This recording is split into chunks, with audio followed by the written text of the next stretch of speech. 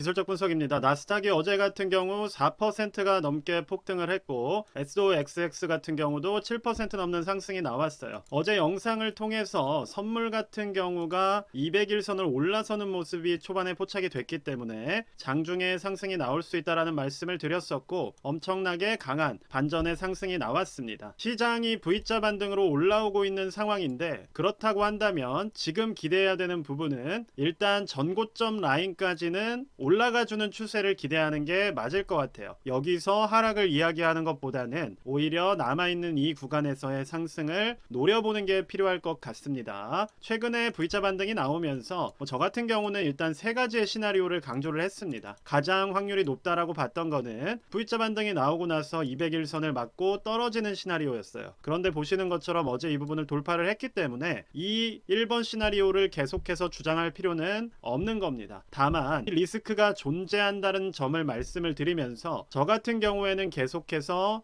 하락이 시작할 때부터 강조드린 포인트가 있었어요. 바로 분할 매수에 대해서 강조를 드렸습니다. 그리고 여기에 더해서 현금 비중을 어느 정도 유지해야 된다는 말씀을 드렸었는데 결국에는 시장이 반등을 하든 올라가든 변하는 건 없는 거예요. 투자하는 원칙은 동일한 것이고 변하는 거는 각자가 가진 마음과 시각일 뿐입니다. 결국 주식시장은 예측할 수가 없다는 점을 여러 번 강조를 드렸었고 시장에 빨리 순응하면 할수록 기회를 잡을 수가 있는 거예요. 자, 그러면 지나온 차트를 보면서 한번 살펴본다면 저는 어느 포인트를 매수 포인트로 설명을 드렸었냐면 시장이 하방으로 무너지더라도 단기적인 이평을 올라서거나 아니면 골든 크로스가 나오는 구간을 분할 매수의 포인트로 강조를 했었습니다. 그렇다면 1차, 2차의 매수 포인트가 여기서 잡히게 되는 것인데 결국 다시 반등이 나온다고 하더라도 나쁘지 않은 매수 포인트를 잡을 수가 있었다는 거예요. 공격적으로 투자하시는 분들과 차이점이라고 한다면 저는 여기서 매수하지 않는다는 겁니다. 왜냐하면 캔들이 하방으로 무너져 있을 때는 어느 구간까지 떨어질지를 예측할 수가 없기 때문에 결국 제가 원칙적으로 강조를 드리는 부분은 최소한 캔들이 이평선 위쪽으로 올라서는 구간에서 분할 매수가 들어간다면 과도한 리스크를 부담하는 것을 피하면서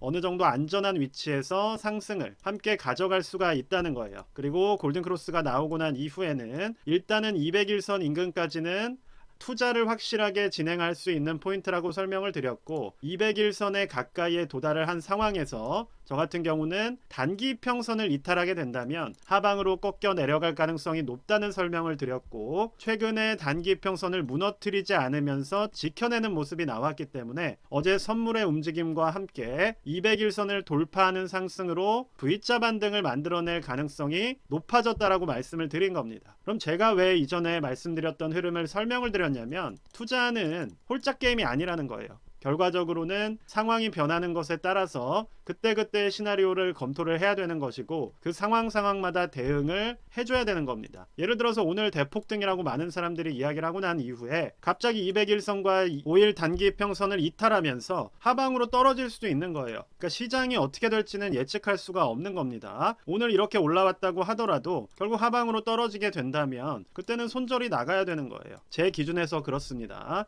그럼 지금 같은 경우는 캔들이 200일선 위쪽으로 올라왔고 만약에 단기평이 따라 올라오면서 200일선 위쪽까지 올라오게 된다면 결국에는 정배열을 회복하는 흐름이 잡히는 것이고 그 흐름은 이전에 만들어진 전고점 인근까지는 올라올 수 있는 에너지를 담보한다는 거기 때문에 어제 같은 경우 영상으로 설명을 드렸던 부분은 전고점까지 V자 반등이 나오는 흐름이라면 우리가 역배열로 떨어져서 매물대가 있는 종목보다는 오히려 정배열이 잡혀있는 종목을 투자하는 게 더 나을 수 있다라는 점을 설명을 드렸던 거예요. 반도체 섹터 같은 경우도 어제 7%가 넘는 상승이 나왔습니다. 결국에 원지수가 상승을 하게 되면 반도체 섹터도 동일하게 상방을 향하고 좀 더 강한 에너지를 가지는 거예요. 그런데 만약에 전체적인 지수인 나스닥이나 S&P 500이 하방을 그리게 된다면 그때는 반도체 섹터도 조정을 받는다는 점, 즉 이격도가 떨어져 있더라도 그 부분에 있어서는 시장과 동일한 방향성을 가지게 된다는 점에 대해서 거듭 강조를 드렸던 것이고 오늘 반도체 섹터에 대해서 말씀을 드리고 싶은 중요한 점은 뭐냐면 SOXL의 특성에 대해서 잘 이해를 하시라는 거예요. 저 같은 경우는 여기서 이탈을 할 때 무조건 손절을 쳐야 된다라고 강조를 드렸습니다. SOXL을 왜 손절을 쳐야 되냐고 말씀을 드렸던 거냐면 오늘 이 부분을 보시면 이해를 하실 거예요. 지금 반도체 섹터 같은 경우가 207달러까지 올라와 있는 상황이에요. 그러면 이전에 여러 번 도달을 했던 이 1차적인 가장 강한 저항 라인을 우리가 1차 상승 저항 라인으로 본다면 그럼 여기까지 올라가는 상승의 폭 자체는 13에서 14% 정도가 됩니다. 그러니까 지금 원지수 기준으로 14%가 올라간다면 계속해서 맞고 떨어졌던 저항 라인에 도달을 한다는 거예요. 그러면 14%를 우리가 3배 레버리지로 투자를 한다고 했을 때는 한 40% 정도의 상승 여력이 있는 겁니다. 맞겠죠? 그럼 SOXL 기준으로는 40% 정도의 상승을 추가적으로 기대할 수가 있는 것인데 실제로 SOXL 차트를 한번 보시게 된다면 지금 존재하고 있는 이 위치에서 이전에 3배 레버리지로 만들어진 이 저항 라인까지 도달하는 높이가 어느 정도냐면 40% 정도의 상승이 아니라 거의 120% 정도의 상승이 나와야 된다는 거예요. 최근에 저항 라인까지 잡더라도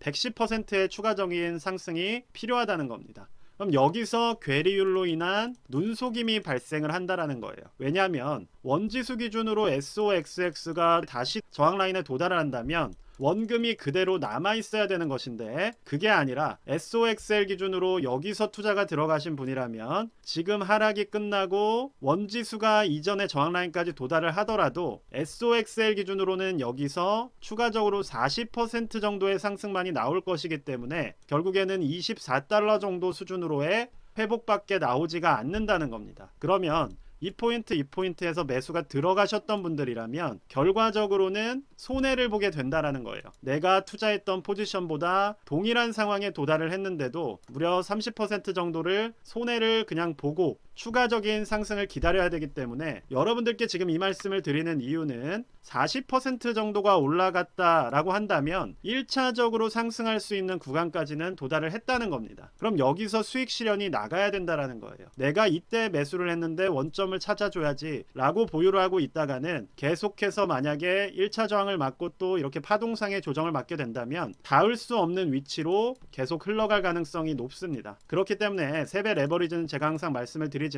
명확한 1차 추세에서만 매수가 들어가야 된다라는 것이고 지금 같은 타이밍, 즉 골든크로스 같은 것이 나온 이 타이밍에서 한번 투자가 들어가고 매도가 나가야 되는 종목이라는 거예요. 만약에 이때 매수를 하신, 심지어 올해죠. 올해 2월에만 매수를 하셨다고 하더라도 이미 30%가 그냥 허공으로 날아가 있는 겁니다. 1억을 넣으셨다면 3천만 원이 그냥 아무런 이유도 없이 사라진 거예요. 3배 레버리지를 투자했다는 이유로 여러분들이 이런 비용을 치르고 있다는 것에 대해서도 꼭 알고 계셔야 합니다. 자, 개별적인 종목에 대해서 좀 말씀을 드려본다면 저 같은 경우는 코인이나 테슬라, 아이온큐 말씀을 드리면서 역별에 있는 코인베이스보다는 아마 정별로 자리를 잡은 테슬라나 아이온큐가 더 강한 상승이 나올 수 있다는 설명을 드렸었고 실제로 어제 테슬라 같은 경우도 200일선을 돌파를 하면서 정배열을 만들어가고 있는 모습이에요. 그러면 지금은 테슬라 같은 경우에는 투자하기 괜찮은 위치라는 말씀을 어제 드렸던 것처럼 앞으로도 추가적인 매수세가 들어올 수가 있는 겁니다. 자, 아이온큐 같은 경우도 정배열로 잡혀 있었기 때문에 추가적인 매수세가 들어온다면 전고점 라인까지도 도달을 할 수가 있는 상황이에요. 결과적으로 전반적인 종목들이 지금은 200일선을 돌파를 했기 때문에 V자 반등을 전고점이 있는 위치까지는 한번 밀어 올릴 가능성이 있고 그럼 이 타이밍까지는 투자를 이어간 상황에서 결국 전고점 라인에서 저항을 맞고 빠지는 흐름이 나온다면 이때는 손절 혹은 수익 실현이 나가야 된다는 점을 미리 또 인지를 하고 있어야 된다는 겁니다. 무작정 전고점 라인을 돌파하고 올라갈 것이다. 저는 이런 식의 말씀을 드리는 사람이 아니기 때문에 결국엔 시나리오대로 만약 내가 여기까지 왔는데 꺾이는 모습이 없이 강하게 갭상승으로 돌파를 한다. 그러면 계속해서 수익을 보존을 하는 것이고 그게 아니라 어느 정도 데드크로스가 나오면서 하방으로 꺾이는 모습이 나온다면 그때는 1차적으로 수익 실현이 나가야 된다라는 거예요. 그러한 부분들에 대해서 결국 원칙대로 대응을 하는 것이고 이전에 제가 하락을 이야기한다라고 해서 결과적으로 매수 타이밍을 전혀 잡지 않은 것은 아니었기 때문에 두 번의 좋은 매수 타이밍이 발생을 했고 그러한 원칙에 따라서 투자가 들어갔다면 크게 어렵지 않은 투자 포지션을 잡을 수가 있었다는 겁니다. 저 같은 경우는 다시 한번 말씀드리지만 이러한 구간에서는 투자 포인트를 잡지 않는다는 거예요. 그것이 제가 가지고 있는 원칙인 것이고 그 원칙에 입각해서 투자를 하기 때문에 결국엔 상황이 바뀌더라도